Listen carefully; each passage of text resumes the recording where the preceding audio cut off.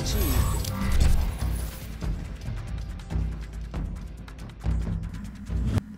Welcome back to Kamikaze Overdrive MMA Predictions. As always, I am your host, Scott Johnson, and on this episode of the show, we're breaking down the upcoming UFC Fight Night 61 event, which will take place in Brazil, and it's actually a Sunday night event. Make sure you double check that. Obviously, if it's not on Saturday night, you're not going to miss it, but it is Sunday night, and there'll be 6 main card fights I'll be breaking down for you in a moment. All my preliminary predictions always will be available at kamikazeoverdrive.net.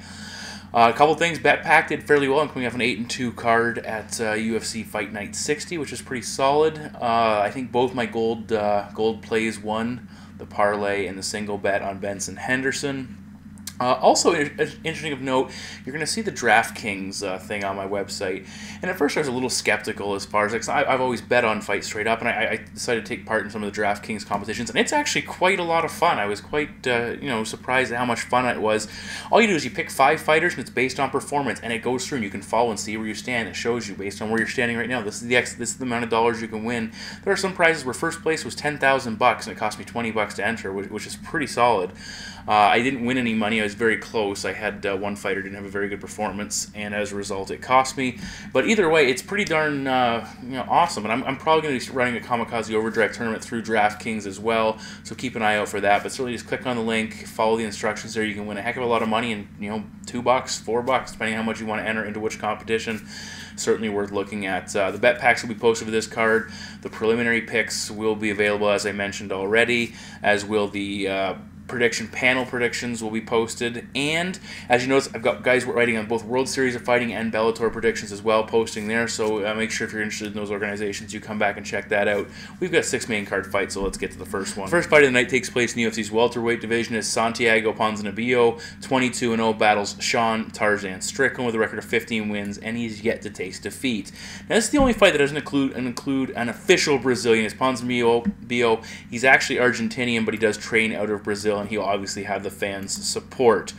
For Strickland, he's not, he's fighting in enemy territory, but this is not really abnormal for him. He fought in Germany against a European fighter. He fought Bubba McDaniels, who was from Texas. He fought him and defeated him in Texas when he fought him in his debut. So enemy territory certainly is not something new. Strickland making his first cut to welterweight. He will have a 1-inch height advantage and a 3-inch reach advantage. And he's coming off a 9-month layoff, so it gives him some time to cut down properly. He's 5 years younger than his opponent, so certainly that's an advantage as well. He is making the cutoff after 2 wins. One was lackluster against Barnett. He's still young, so it's not like it's a desperation cut. But the big question is, when you go down a division, especially when you cut 15 pounds, is the speed and pace of the new division going to be too much for a fighter? And that'll be interesting to see how that plays out here. Additionally, first weight cut for Strickland, as I said, the heat in Brazil can be a major issue and be very difficult. When you look at him physically, he didn't appear to have a ton of room to cut, so a lot of question about how it will impact his performance. Also, on top of that, he's an undefeated fighter, so how does he respond to facing adversity? If he's put in a position where he's not familiar with, does he fold up, or does he come out strong? For Ponzinibbio, tough Brazilian veteran, very durable fighter, hard to finish, a guy who's always in a fight, has a lot of heart. 11 wins by knockout.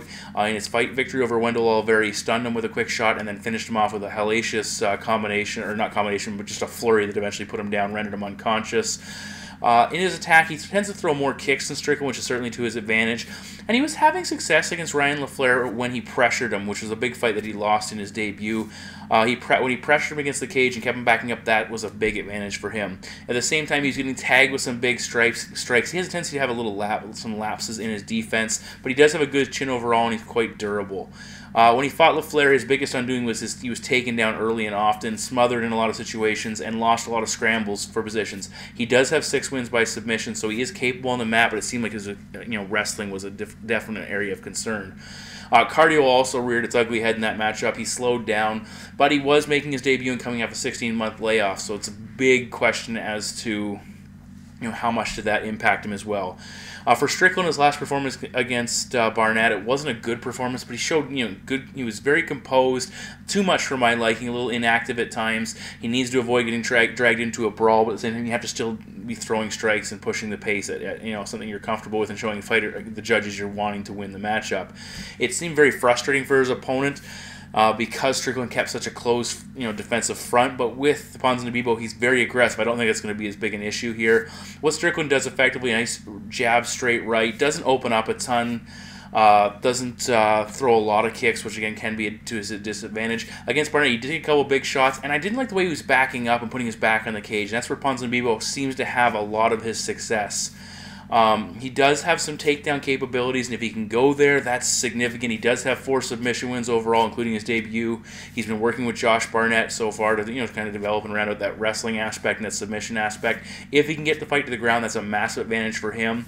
Strickland has a lot of potential, but there are a significant number of red flags. As I mentioned, the weight cut, the heat, the travel, hostile environment, a 9-month layoff, facing adversity potentially for the first time in his career, the pace of fighting at welterweight, which is brand new for him, the aggression of his opponent, the speed of the new division are all issues. I think Ponzinibbio just is a little more variety, a little more aggression, maybe overwhelms him, maybe gets some help from the judges. Either way, my prediction is Santiago Ponzinibbio to defeat Sean Strickland by decision. The next fight of the night takes place in the UFC's bantamweight division. It's the number 8th ranked Iuri Alcantara, 31-5-0 with a single no contest, takes on the relatively unknown Frankie Saenz with a current record of 9 wins and 2 losses. Now for Saenz, he's making his 2nd UFC appearance. This is a huge opportunity fighting a guy who's ranked in the top 10, because if he beats Alcantara, that's a massive feather in his cap and certainly puts the division on notice that this is not just another guy taking part. Saenz has fought a lot of his career at 125 pounds. He was the king of the cage feather flyweight champion, but at 34 years of age, it looks like he plans on staying at 135 pounds after making his debut there. Now here in this matchup, he is facing a massive bantamweight, a former featherweight, and Iuri Alcantara is going to have a 5-inch reach advantage and a 3-inch height advantage, so he's a very big man, and that size should show up in the cage. Also a massive experience advantage for Alcantara, 37 total fights to 11, and 9 UFC bouts for just 1 for Saenz, so significant experience advantage for the Brazilian as well. And on top of that, he's fighting at home in Brazil. All tough scenarios for the American to deal with. For Saenz, his win totals break down as follows: 3 wins by knockout, 2 submissions, and 4 decisions. He does have 1 knockout loss as his only real official loss, his other one coming by disqualification. Saenz, a wrestling background, he likes to attack with strikes to throw off his opponent and then set up the takedowns, and he will work the clinch game with knees effectively when he is vertical. He went 5 for 9 in takedowns against Nolan Tickman in his debut. He is, a dogged pursuer of the takedown. Keep working, try and, grab his opponent, drag him to the mat. In this fight, he really needs to wear down his opponent and keep Alcantara backing up and take some of his power away and his striking ability. For Saenz, though, some of the negatives, he tends to run into his attacks a little bit and telegraphs them, to the point where his opponents can see him. He was getting cracked a couple times by Tickman as he came forward. He tends to swing a little bit too big and throw himself off balance as well. And against a refined striker with big power like Alcantara, that is a recipe for disaster. As I mentioned, Iuri's a monster at bantamweight. Significant power, 13 wins by knockout. He's got 12 wins by submission to BJJ black belt and 6 wins by decision overall. A very good striker, lots of weapons, punches, kicks, elbows, knees, spinning attacks. He'll throw it all. He's excellent on the ground. If he gets put on his back, he's very good. We saw him have success against Uriah Faber on the floor, at least in the first round. But one area of concern is the takedown. His takedown defense and the resulting physical exhaustion that he will endure. Russell Doane took him down 6 times. Wilson Hayes took him down 3 times. Faber 4 times. And in his final fight at featherweight in the UFC, Hawker Diaz took him down 5 times there. So he won a couple of those matchups, but they were very close because the opponents had success with the wrestling. He lost the other 2 mainly on his inability to defend takedowns, and that's something that Frankie Saenz will be looking at and trying to exploit. If Saenz can keep shooting, score some early takedowns, they could come much easier in the second half as Alcantara starts to slow down. He is 6-3 in fights that go the distance, telling us that he's a little bit vulnerable in the second half of matchups if he does get worn out. All of that considered, Saenz has some holes on the feet which will create major areas of vulnerability that his opponent can exploit, and the size of Alcantara is going to play a huge role when they tie up, but I think he'll be the stronger man. In the Tickman fight, Saenz's corner was imploring him to use more movement, more fakes, not just attack, and set his strikes up, which he wasn't doing a great job of, at least when he was attacking. If he doesn't set his strikes up, Alcantara is going to counter, blast away, and land something significant. Saenz has to get this fight to the ground with consistency, and I don't see that happening, so my prediction is Iuri Alcantara to defeat Frankie Saenz by TKO.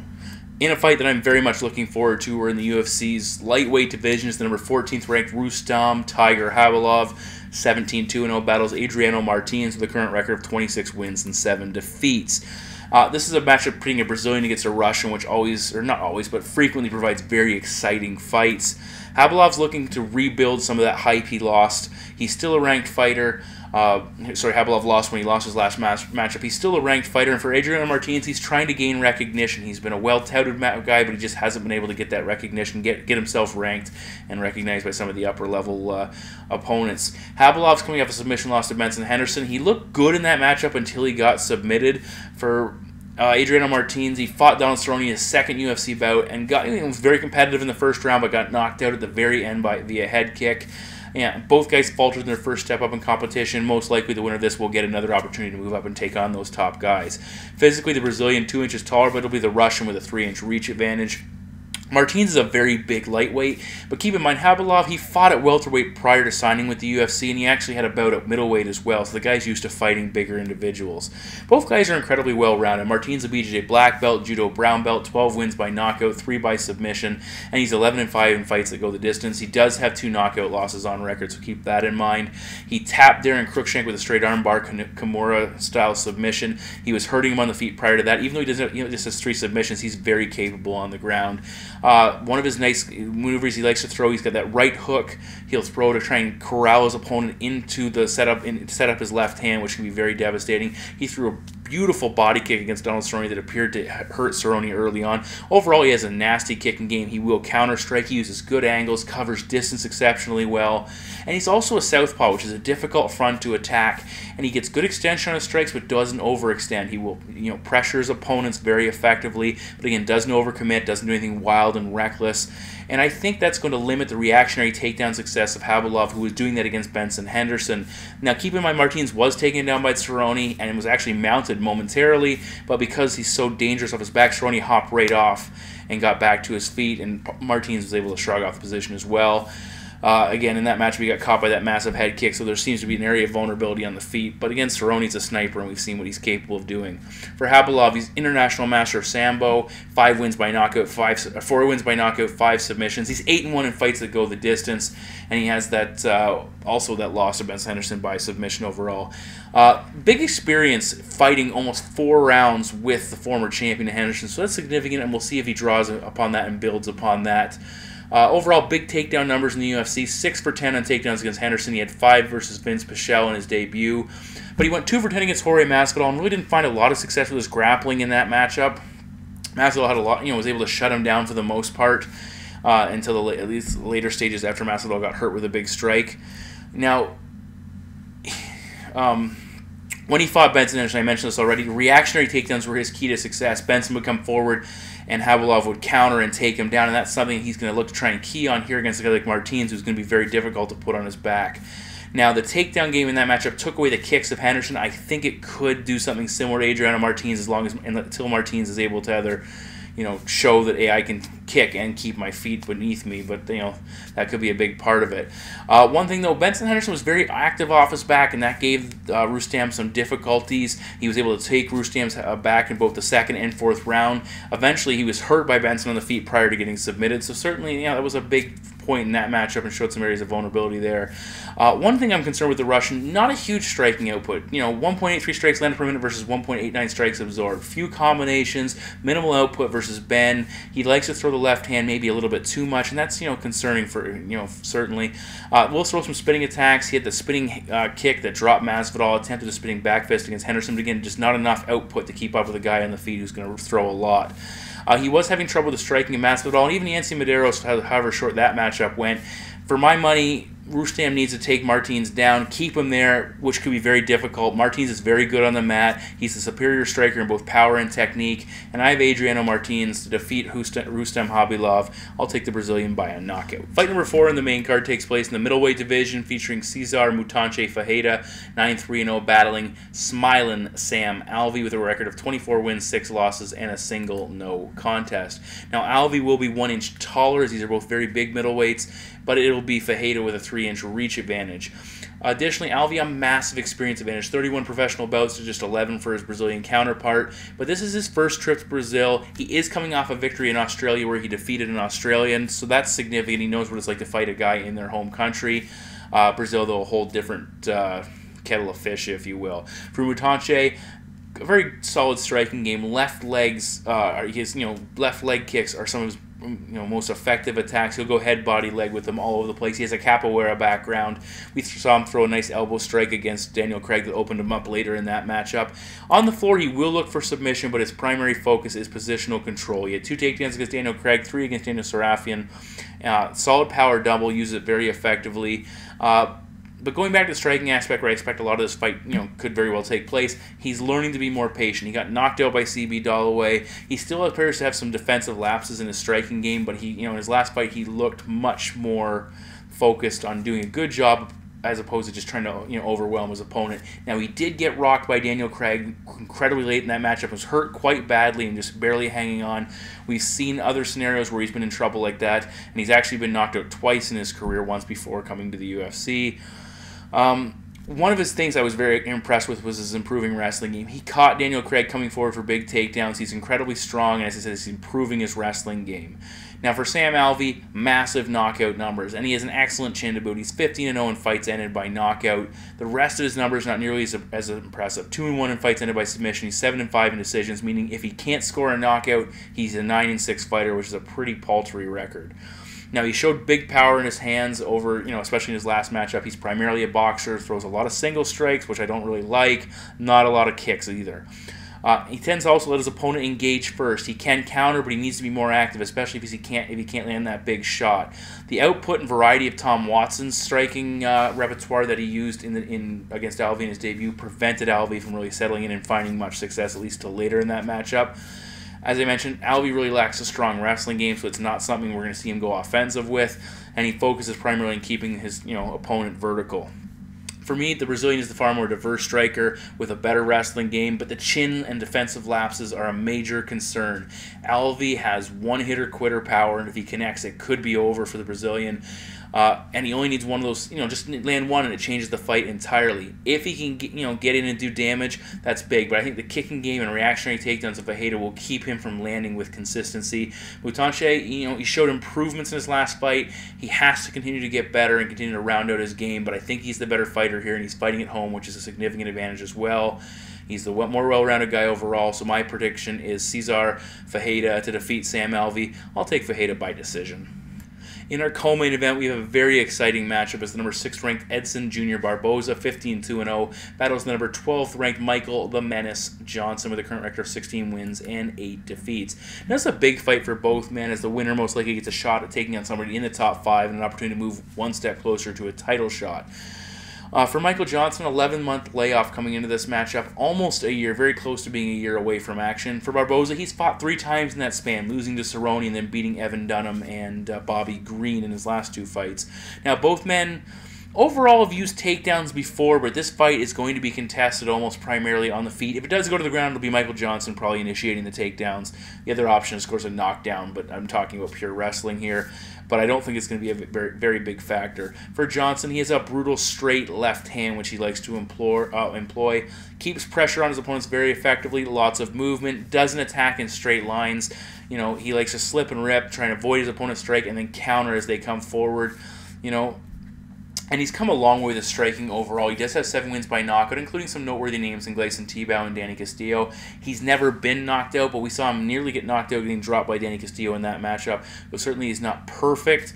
He averages 3.49 strikes landed per minute versus 2.61 strikes absorbed, so a pretty good striking exchange rate. When you compare that to Barboza, who averages just over 4, but gives up just short of 3.5, the numbers slightly favor Johnson. Now, when he fought Melvin Glover, he was a very dangerous striker in his own right. He was getting kind of frustrated with Melvin's patience and was, when he fought Castillo, he was rocked and nearly knocked out. So certainly he's improving his striking. It's looked very good, but it's not been perfect by any stretch of the imagination. As I said, solid striking-based wins over guys like Melvin Glover and Tony Ferguson, but Barboza is on an entirely different level than Michael Johnson as far as striking, on a different level compared to those guys as far as striking is concerned. Edson overall, 9 wins by knockout. He does have 1 loss by knockout, which came against Jamie Varner. He also was dropped by Danny Castillo when they fought, and he was dropped by a jab against Donald Cerrone prior to getting submitted. So a lot of people have questioned his chin, and certainly you can see why. He's a Muay Thai-based striker. He likes to throw some high-risk attacks, like the wheel kick he landed against Terry Edom. But he, more important to his assault are his leg kicks, and they are absolutely brutal. And they can change the course of a fight if he can just land a couple. He turns his hips over beautifully when he's throwing them, and he also, if he goes to the body, as we saw that nice front kick that finished Evan Dunham off, it changes things up. And it's something that as he starts to land leg kicks, body kicks will open up for, or if a head kick opportunity as well, as opponents start to change their stance and attempt to defend the low kicks that are coming, and then boom, their head of their midsection is open for a shot that they don't anticipate. Barboza, good combinations. He throws incredibly hard, and it's just overall he's an incredibly talented striker. Now, where he has struggled in the past with pressure, we go back to his Ross Pearson matchup. Pearson had a lot of success making him back up. Varner did as well before knocking him out. Barboza isn't the same fighter when he's forced to fight off his back leg, and that's significant. His kicks are harder to get off as well when he's forced to back up, and he can't step into them nearly as effectively. One thing he does lack a little bit of is that footwork. He stands right in front of his opponent, right there. He's hittable, and his strikes tend to find their way through his guard a little bit, which is also concerning. With Johnson, who's a southpaw, that opens up some solid kicks to the body and the inside lead leg, and that normally aren't available. But the vice versa. The southpaw presents, I've said it already in the show once, it's a difficult front to attack. It's something that guys aren't used to dealing with, and strikes that they normally would see coming from one direction are coming from an entirely different direction. That's very difficult to anticipate and defend against, and I think that's going to give Barboza some trouble when he's defending. Cardio's been a minor issue, but that chin is a major concern in this fight. For Michael Johnson, the layoff is troubling, but it was due to a domestic abuse investigation, not an injury, so he didn't spend any time rehabbing, and hopefully that wasn't a major distraction, and I'm hoping that instead, improvements over this 11-month layoff, near-year layoff, are noticeable in the cage, which I expect they will, because he seems to be making some major strides. Fighting in Brazil is very difficult, but I look for Johnson to pressure Barboza, take his kicking game out of the equation with that pressure and footwork he likes to do, slide just out of the range when he throws, and I think he's going to test Barboza's chin, and my prediction is Michael Johnson to defeat Edson Barboza. I'll take the American by a knockout. Our main event takes place in the UFC's heavyweight division, featuring the number 8th ranked Antonio Bigfoot Silva, 18-6-0 with 1 no contest, taking on the former UFC heavyweight champion, the 13th ranked Frank Mir, currently holding a record of 16 wins and 9 defeats. Now, this bout was originally scheduled to take place at UFC 184, which is a week later, but was moved up. That shouldn't be a factor here, but just at least worth mentioning. One thing it could be a factor is the TRT and the lack thereof in both men's systems. Are there going to be impacts? We saw Silva, I believe he fought his last fight without it and did not look that good. So there's a lot of question marks coming into this. Both men off it. Who does it impact more? If it impacts anyone at all? Now for Frank Mir, this could be the end of his career, win or lose or draw. For Bigfoot, he's still on the cusp of relevancy, but a loss here will certainly hurt that. For Frankie Mir, he's lost 4 in a row, but he's done it against elite-level competition. Alistair Overeem, Daniel Cormier, Junior Dos Santos, and Josh Barnett. So not exactly low-level guys he's been facing. For Silva, he's winless in his last 3. He was knocked out by Andrade Arlovsky and the champion Cain Velasquez, and he fought to a draw turn no contest in the Mark Hunt fight because of the positive test. Prior to that, he had knockout wins over Alistair Overeem and Travis Brown, so fairly noteworthy victories over competition at a high level. Physically, Silva 1 inch taller, 4-inch reach advantage, and he's physically just a larger man when you compare the two. Both men are 36 years of age, so certainly getting on in age, but at heavyweight you can hang around a lot longer than in the younger, faster divisions. For Silva, after his last fight, he had surgery to have a pituitary gland removed, which was affecting his, didn't get into all the technical aspects of it, but it was certainly something he had to have done. It was a successful surgery. Now he's returning off kind of a short layoff. It didn't appear to affect him that much as far as his layoff is concerned. For Frank Mir, he's been out of action for almost 13 months. Big number, the first one that stands out to me is both guys have massive KO loss numbers. Silva's been knocked out 5 times, accounting for his last 4 losses. For Frank Mir, 7 knockouts. Of his 7 losses by knockout account for 9 of his overall losses, and they're starting to pile up overall. Both men are BJJ black belts on the mat. Frank Mir 9 wins by submission, never been submitted. Bigfoot Silva 3 wins by submission, never been submitted. For Antonio Silva, he averages less than a takedown per fight. For Frank Mir, he doesn't put up huge takedown numbers either, even though he did score 6 against Roy Nelson. Not much else over his career. If the fight does go to the ground, Silva will focus more on ground than pound. For Mir, arguably the best submission fighter in the heavyweight division if he can avoid taking damage and lock up those, those opportunities and those attacks. We did see him snap Big Nog's arm back in 2011, which was his last victory, which is hard to believe. It's his only sub in his last 8 fights. And he has been in a position to use, he hasn't really been in a position to use submission skills, which is very much concerning. For Silva, 65% takedown defense. He was taken down twice by Mark Hunt, but he's done a good job shutting down anybody else who wanted to take him to the mat. And for my money, this fight should be decided on the feet. Silva, he's had trouble with quicker fighters, more technical style, but that's not Frank Mir's approach. Frank Mir is not a guy who's going to out-quick you with his footwork. Mir, on the other side, has had trouble with guys that can bully him around. He seems to freeze up, and when the threat of the power is there, it definitely impacts the way he engages his opponent. Silva, he shouldn't risk standing at range because his chin does seem to have be far worse than it used to be. He does have the reach advantage, but I think he should get inside, use the clinch, tie up, and try and physically impose his will on Frank Mir. For Frankie, he has to stick and move. Silva looks slower in his last fight, and Mir has to find a way to get in range without getting tagged. Unfortunately, when he's doing that, it's going to bring him into the range for getting hit and controlled in the clinch, which I think where Antonio Silva will want to take this fight. Silva's last performance is very concerning, but Mir is not known for having big power, the type of power that can exploit a potential chin issue with Bigfoot. The opposite scenario, though, isn't true with Bigfoot having big knockout numbers. I think Silva's going to test Frank Mir's chin, probably in close tie-up, land some big shots, possibly top position, ground and pound.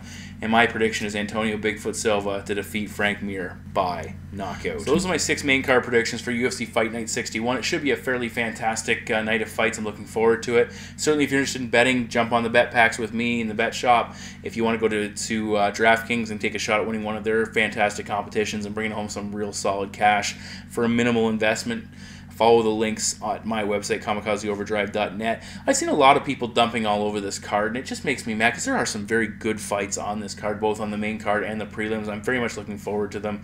It should be a fun night of fights. Obviously, we know in Brazil there's a tendency for Brazilians to do well. They're set up usually to have victory. You can probably see I picked 5 or 6 Brazilians in the main card. We'll see if that trend continues. But, legitimately, this is one of those cards when I was breaking fights down, I was saying, this is who I'm leaning towards, regardless of where they're from, and I didn't just pick them because they are Brazilian. Either way, I really enjoy, I'm looking forward to this, and we've got another bunch of fights ahead of us, so thanks for listening as always, guys, and I will see you back here for, I believe it's UFC 184. Take care.